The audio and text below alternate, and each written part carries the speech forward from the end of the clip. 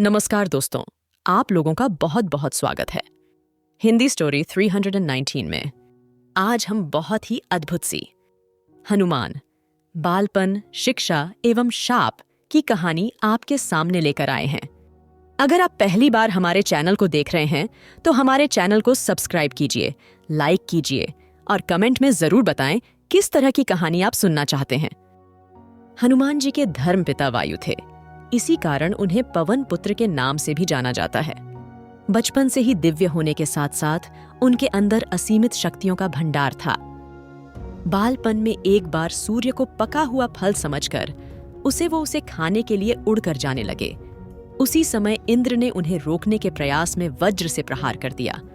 वज्र के प्रहार के कारण बालक हनुमान की ठुड्डी टूट गई और वे मूर्छित होकर धरती पर गिर गए।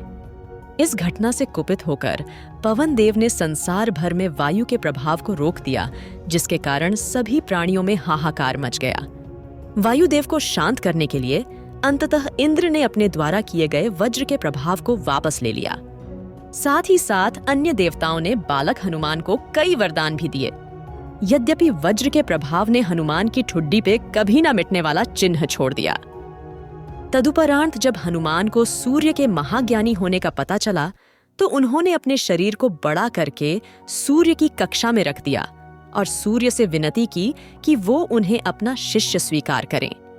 मगर सूर्य ने उनका अनुरोध ये कहकर अस्वीकार कर दिया कि चूंकि वो अपने कर्म स्वरूप सदैव अपने रथ पे भ्रमण करते रहते हैं, अतः हनुमान प्रभावपूर्ण तरीके से शिक्षा ग्रहण नहीं कर पाएंगे। सूर्य देव की बातों से विचलित हुए बिना हनुमान ने अपने शरीर को और बड़ा करके अपने एक पैर को पूर्वी छोर पे और दूसरे पैर को पश्चिमी छोर पे रखकर पुनः सूर्य देव से विनती की और अंततः हनुमान के सत्य दृढ़ता से प्रसन्न होकर सूर्य ने उन्हें अपना शिष्य स्वीकार कर लिया। तदोपरांत हनुमान ने सूर्य देव के साथ निरंतर भ्रमण करके अपनी शिक्षा ग्रहण की। शिक्षा पूर्ण होने के उपरांत हनुमान ने सूर्य देव से गुरु दक्षिणा लेने के लिए आग्रह किया, परंतु सूर्य देव ने ये कहकर मना कर दिया कि तुम जैसे समर्पित शिष्य को शिक्षा प्रदान करने में मैंने जिस आनंद की अनुभूति की है वो किसी गुरु दक्षिणा से कम नहीं है। परंतु हनुमान के पुनः आग्रह करने पर सूर्य देव ने गुरु दक्षिणा स्वरूप हनुमान को सुग्रीव, धर्मपुत्र सूर्य की सहायता करने की आज्ञा दे दी। हनुमान के इच्छानुसार सूर्य देव का हनुमान को शिक्षा देना सूर्य देव के अनंत, अनादि, नित्य, अविनाशी और कर्म साक्षी होने का वर्णन करता है। हनुमान जी बालपन में बहुत नटखट थे। वो अपने इस स्वभाव से साधु संतों को सता देते थे। बहुधा वो उनकी पूजा सामग्री और आदि कई वस्तुओं को छीन झपट लेते थे। उनके इस नटखट स्वभाव से रुष्ट होकर साधुओं ने उन्हें अपनी शक्तियों को भूल जाने का एक लघु शाप दे दिया।